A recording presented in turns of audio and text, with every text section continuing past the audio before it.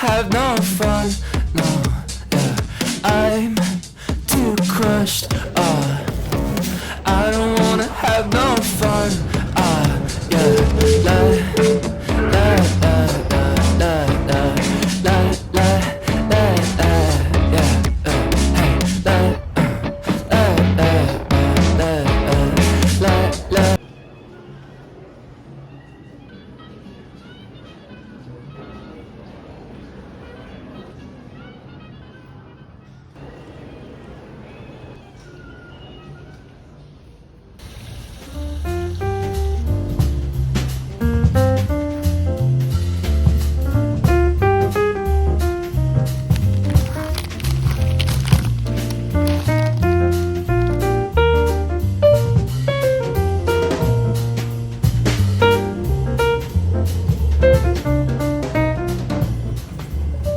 Already beautifully written, and is divided into 7 sections: ambition, stamina, silence, politics, practice, audience, community. And it's not a how-to, but more so just things that he would have wanted to know when he was first starting to write. When I read Letters to a Young Poet by Rilke, that was beautiful, and this has been compared to that to a certain extent. Obviously, writing tends to be such a lonely experience, and I feel that a lot. I'm sitting down on my chair on my own, staring at this document, and I also find that when I'm really enjoying it, I tend to cancel a lot of plans, and then I become a hermit, and I don't necessarily want to become a hermit. I'll do that later in life. So, yeah, I'm excited.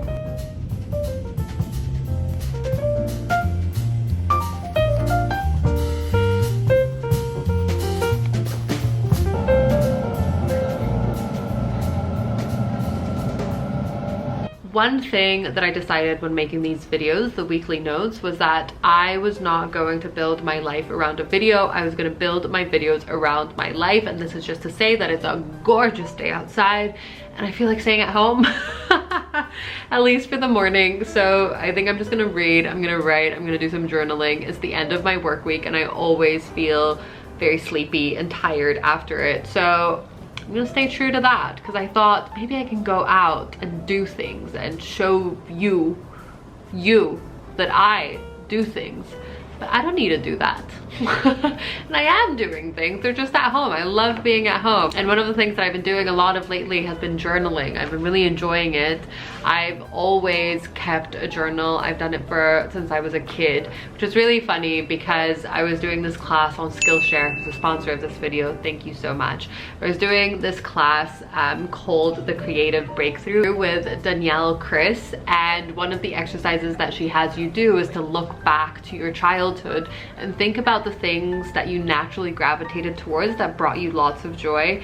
And I was thinking of the things and I made a list, and the list was reading, writing, and collecting or gathering information. Because I would get these journals and then I'd get some magazines, or when I was reading I would write quotes down. I would write my little terrible poetry on them as well. I would make little collages and take out recipes, and I would just put them all into journals. And I feel like I'm doing a lot of that now, and I think it's because I have created the time and the space to like sit down and think to myself, what do I want to do right now, rather than just picking my phone. I'm sure you've heard of Skillshare before. It's an online platform that offers so many different classes that range from, you know, how to pivot your career, how to start your new business, how to build it, how to find your voice, to anything creative that you could ever think of. As I said, I was doing the Creative Breakthrough course, which I have found really helpful, but I've also been doing all the writing workshop classes. I've done them in the past, I'm doing them again now, especially now that I'm really trying to own up to this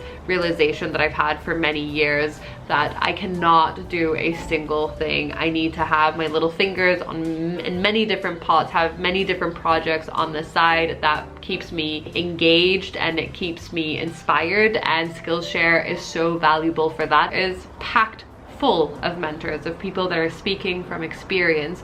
There's another playlist that I've also found extremely helpful, which is all about silencing your inner critic, and you learn from other creatives that have had to do the same. If you would like to try them out, I will leave a link in the description box below, and the first 1,000 people to click that link will get a 1-month free trial with Skillshare. I'll also make sure to put some of my favorite classes down below so you can check those out and you can do them and we can be creative together. Anyway, as I said, I think I'm gonna stay home for the morning and then I'll see what I get up to. I shall see you then.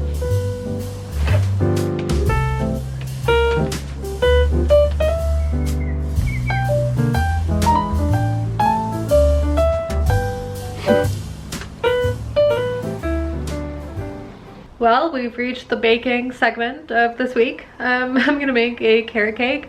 I'm gonna put my headphones in and yeah, let's make a carrot cake. It's what I've been craving for a while.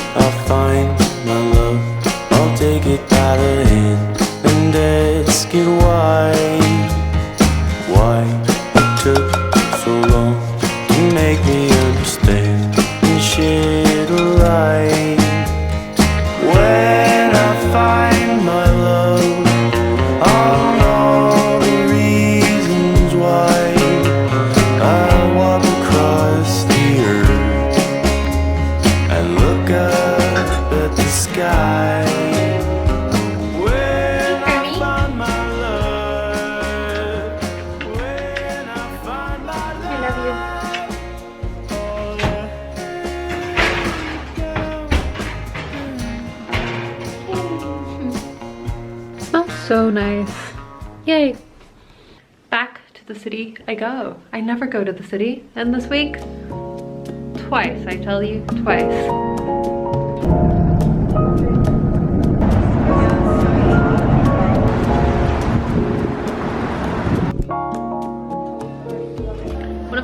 Diety culture ideas to let go of for me has been the don't drink your calories nonsense. And I love a drink, so I can't believe that for so many years I denied myself a nice little drink.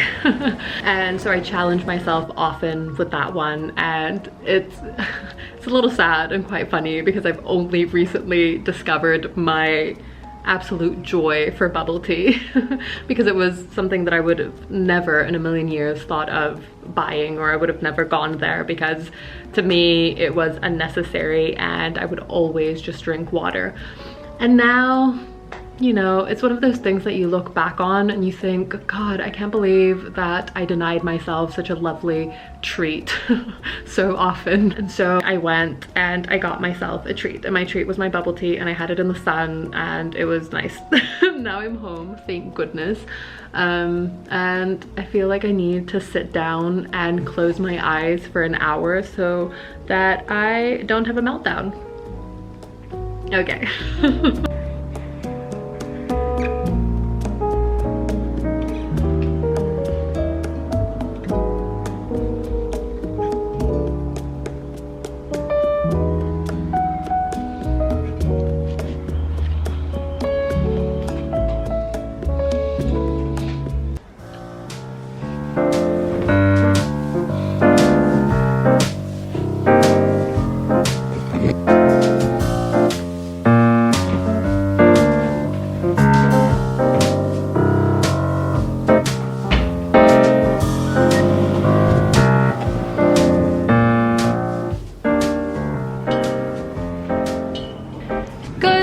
Everybody, I hope that you are well. It is about 9:30 and I've taken a shower, I've had my breakfast. I was listening to a really good episode from 99% Invisible, which is one of my favorite podcasts. It was so good that then after having my breakfast I decided to sit down and write some notes on it because there are many things that I didn't want to forget about it. So as you saw, I was writing in my commonplace notebook. I have one for every month now.